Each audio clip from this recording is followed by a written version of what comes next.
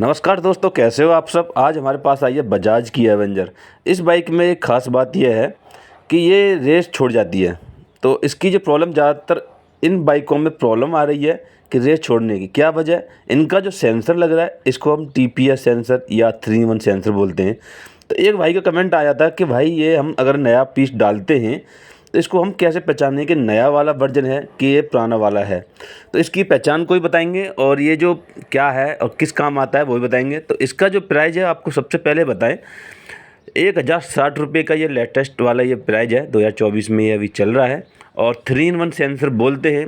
But आपको price से कोई लेना देना नहीं है। अगर आप बाइक आपकी अगर वारंटी में है तो आपका ये फ्री ऑफ कॉस्ट चेंज हो जाएगा, आपको कोई चार्ज देने की ज़रूरत नहीं पड़ेगी।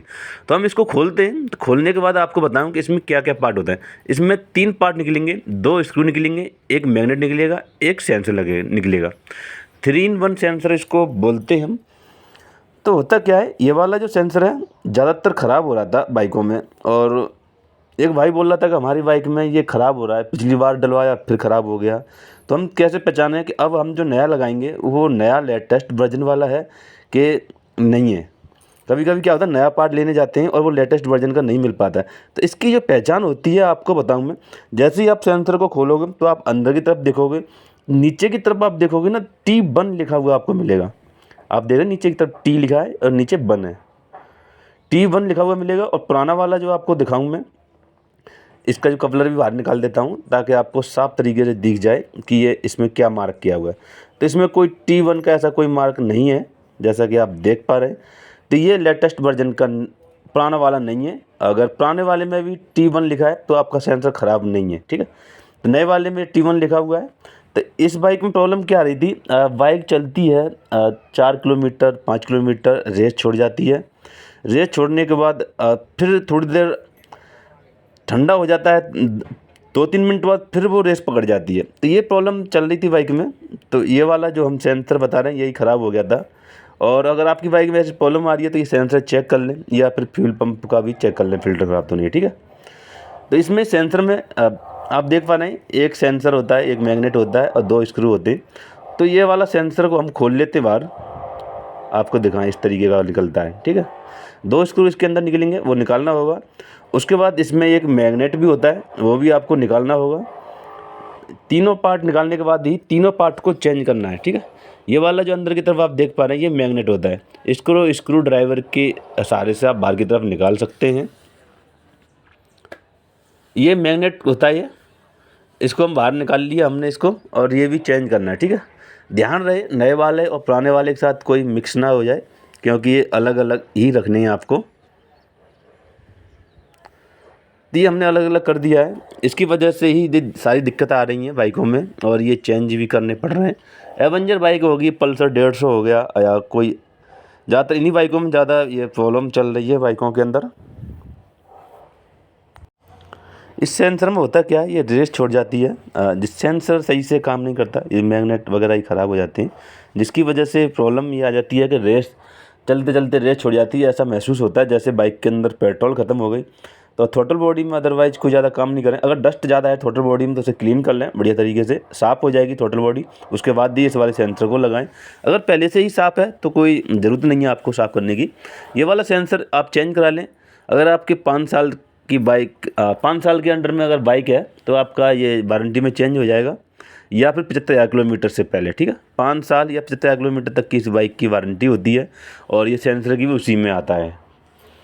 तो वारंटी में आएगा तो आपको कुछ चार्ज नहीं लगेगा। अगर आपकी वारंटी में बाइक नहीं है, वारंटी में बाइक जब नहीं होती जैसे कि आप टाइम से सर्विस नहीं कराते या फिर बाहर आफ्टर मार्केट में सर्विस करा लेते हैं, तो उस केस में आपको वारंटी नहीं मिलेगी। अगर वारंटी नहीं मिलती है तो ये बाइक का जो खर्चा आएगा, 1060 रुपये का सेंसर है, प्लस में जो भी चार्ज लेगा डालने का वो अलग हो जाएगा, ठीक है। इस बाइक को हम भी स्टार्ट करते हैं। स्टार्ट करने के बाद आपको दिखाएंगे।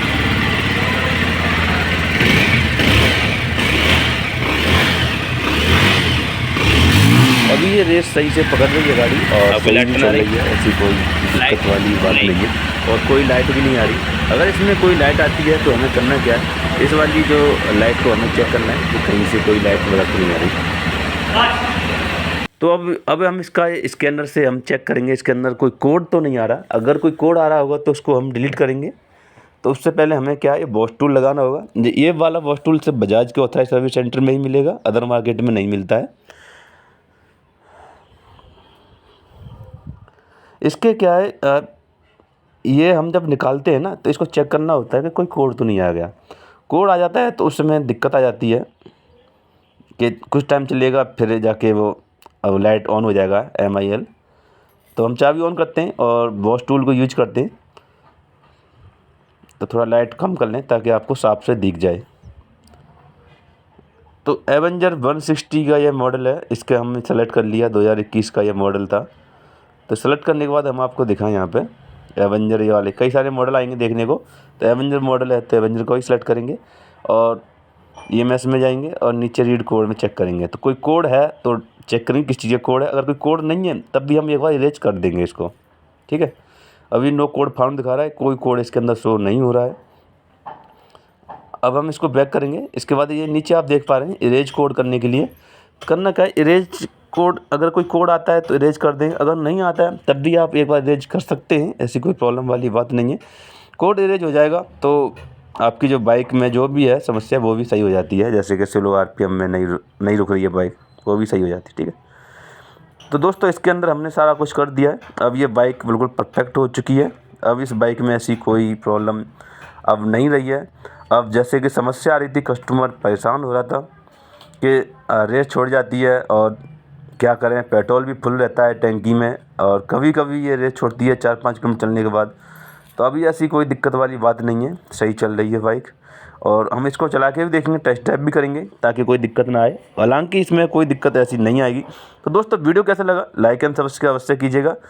अगर आपकी बाइक में कैसी कोई प्रॉब्लम आती है तो कमेंट ज़रूर कीजिएगा ताकि मैं आपका, और बताइए आपको कुछ ऐसा कुछ लगता है तो आपके ऊपर वीडियो हम बना देंगे। तो वीडियो बने रहने के लिए धन्यवाद।